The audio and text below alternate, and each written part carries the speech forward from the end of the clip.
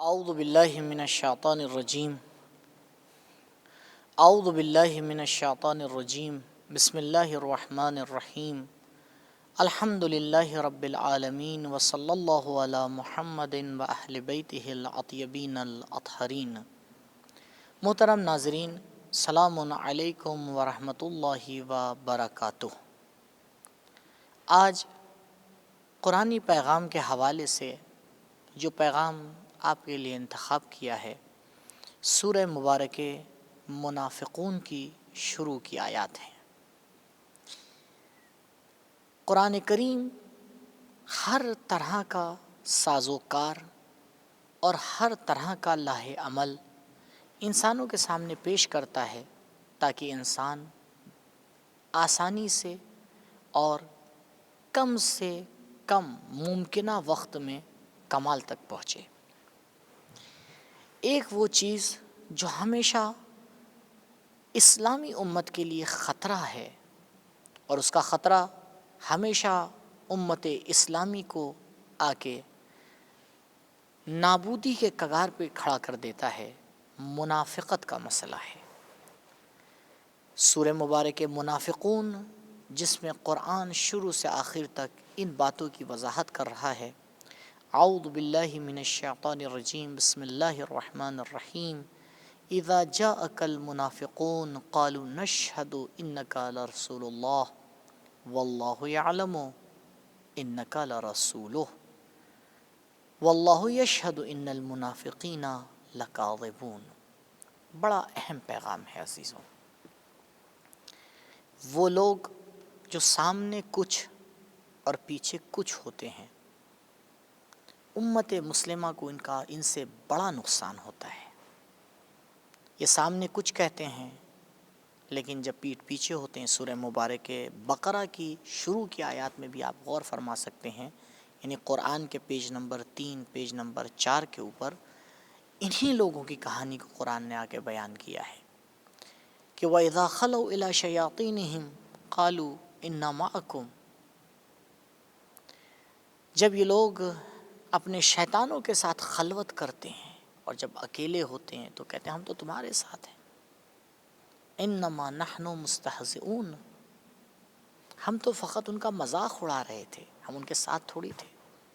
لہٰذا عزیزو غور کریں کہ امت مسلمہ کے افراد کے اندر نفاق نہیں ہونا چاہیے۔ اگر انہیں کوئی مسئلہ صحیح نہیں لگ رہا ہے تو آ کے کھل کے بیان کریں۔ اگر ان کے ساتھ کوئی مشکل ہے تو آئیں اس ذمہ دار سے بیان کریں جو اس مشکل کو دور کر سکتا ہے۔ اے کاش ہمارے اندر امت کا درد ہوتا، اے کاش ہم اس بات کو سمجھ پاتے کہ شیطان کس طرح سے باطل کو حق بنا کر ہمارا سہارا لے کر قوم کے اندر اختلاف ڈال دیتا ہے۔ نفاق ایک ایسی بیماری ہے جو اگر انسان کے اندر آ جائے تو بڑی مشکل سے اس کا علاج ہوتا ہے، اور کبھی کبھی تو اور بسا اوقات تو اور زیادہ تر تو اس کا علاج ہو ہی نہیں پاتا۔ نفاق کا مطلب یہ ہے کہ انسان کسی عقیدے کو جسے نہیں مانتا ہے اسے آگے اظہار کرے، اور جس کی وجہ سے قوم کو نقصان پہنچے، اسے آگے کہتے ہیں نفاق۔ آپ دیکھیں نبی کریم صلی اللہ علیہ وآلہ وسلم کی زندگی کا مطالعہ کریں۔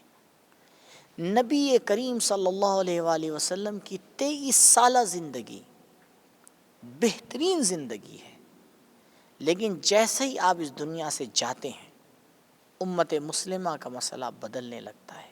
کیوں؟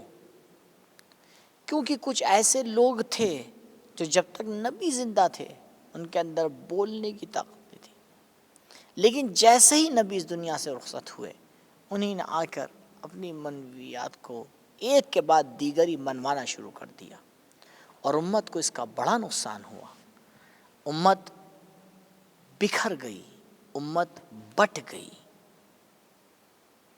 اگر قرآن کی باتوں کے اوپر عمل کیا جاتا اور دین کو ایسے لوگوں کے ہاتھ میں دیا جاتا جو ایمان مکمل تھے، جو کل ایمان تھے، جو فخر ایمان تھے، جن کے اوپر ایمان اور قرآن کی آیات ناز کرتی تھیں، اگر ان لوگوں کے ہاتھ میں یہ نظام ہوتا تو بے شک نفاق کا بھی خاتمہ ہوتا، منافقت کا بھی خاتمہ ہوتا۔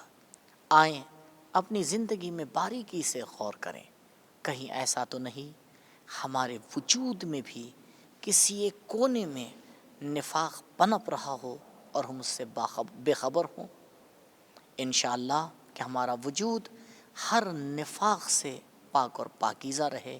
خداوند متعال ہمیں توفیق دے ایمان اور اخلاص کے ساتھ اپنے آپ کو دینی خدمات کے لیے تیار کر سکیں۔ اسی دعا کے ساتھ آپ کو خداوند متعال کے حوالے کرتے ہیں، انشاءاللہ ملاقات ہوگی۔ والسلام علیکم ورحمۃ اللہ وبرکاتہ۔